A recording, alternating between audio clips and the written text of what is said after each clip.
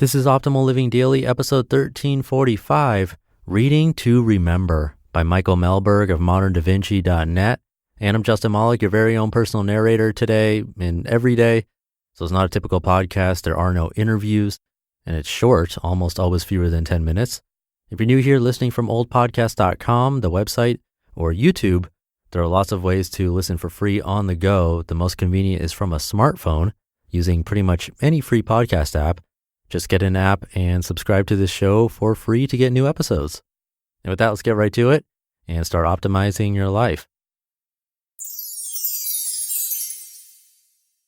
Reading to Remember by Mehlberg of moderndavinci.net. After the invention of the Amazon Kindle, my reading list quickly grew to a mile long. With the release of Oyster books, it easily doubled. Combine those lists with my own personal list stored in Evernote, and one could easily build a literature skyscraper. Pruning my reading list down to the quote-unquote important books has proven nearly impossible. They all seem just as important as the day they made the cut. Like many, I read to learn. I read to grow. I read to build my character and deepen my understanding of the world. How could I possibly shrink a reading list built on aspirations of education, growth, and personal development? I can't. So the list grows longer, and I continue to read voraciously. For my entire life, this seemed like the correct formula. Looking back on shelves full of hundreds, if not thousands of books read provides a certain satisfaction for the intellectually inclined. Yet while looking at the shelves, I realized that any effect these books had on me was fleeting. Some books were long forgotten, others a vague memory. My problem? I wasn't reading to remember. And for what other purpose do we read than to remember? Ask yourself, do you really remember what you read? Do you remember more than the overarching concepts of any book? Can you recite the inspirational quotes, the dozens of tidbits of knowledge that were supposed to change the way you think about life and work? If you're like me, your answer is probably no. We plow through book after book, forgetting much of what we read faster than it takes to pick the next book in our list.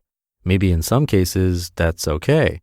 To an unknown extent, what we read may be unconsciously absorbed and just might influence our thinking down the road. As Ralph Waldo Emerson once said, quote, "I cannot remember the books I've read any more than the meals I have eaten. Even so, they have made me," end quote. But some books, we want to consciously influence our life and work. We want to recall the influential passages, draw on them for inspiration, and have them readily available in times of need. Unfortunately, memorizing everything we read is simply impossible, and we rarely have the time to memorize even a few important passages from our books. Even if we did, stopping to commit every inspiring passage to memory would take away from the overarching message. It is out from these two problems, our inability to immediately memorize every important point and our lack of time to commit these points to memory, that the process of reading to remember is born. Reading to remember is not memorization. It is a process for keeping useful and inspiring information relevant in our lives months or even years down the road. It requires only a book, a pen, and a system for reminders. The process is simple. Number 1, read with a pen. When reading to remember, the first thing we must do is highlight or underline important passages and concepts. Highlighting a book while reading may be foreign to some, but it requires little thought, is not highly intrusive, and is a way of engaging with the book's content more actively than without. Simply highlight passages that mean something, reveal a personal weakness, fulfill a goal, are inspirational, etc. We're going to come back to these highlights later, so if you feel you might forget the context, take some brief notes so as not to forget why the passage inspired us to begin with. Once you finish the book, it's a good idea to write down any thoughts on the book as a whole. How did it change you? What concepts did you find powerful? What can you use immediately for work, home, or life? Jot them down on the inside cover.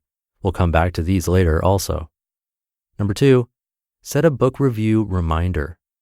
With the book complete and full of your highlights and notes, think about how much or little you want the concepts to influence you. Is this book something you'll use every day at work? Maybe just something you want to be reminded of one time a year? Whatever it is, set yourself a one-time reminder. This reminder is the key since when it fires, this is when you take the time to review in one sitting all the highlights and notes from the book. Setting a one-time reminder versus a recurring reminder is important. If you miss a one-time reminder, it will stick around until you mark it complete. With a recurring reminder, it is too easy to wait for the next reminder in the series should you miss the first. Additionally, every time you review your highlights, you'll want to evaluate how far in the future you want your next reminder to fire. If the highlights are no longer inspiring or have become ingrained in your character, you may not need to review your book again, and you'll know this process has worked. Number 3, review and update your highlights. Your reminder has fired, so now it's time to review your book. Your goal during this review is to refresh in your mind the concepts you once found meaningful. If it no longer is, remove it. If it's even more so now, highlight it. Yes, it's okay to highlight the highlights. Make notes next to the highlights that make you think. Put some new context next to your previous thoughts. This review is the biggest change we make in our reading habit. By reviewing the useful and inspirational information in the books we read on a periodic basis, we are truly making an effort to commit this information to our character and our minds. You'll be surprised at how each review uncovers new insights into old information.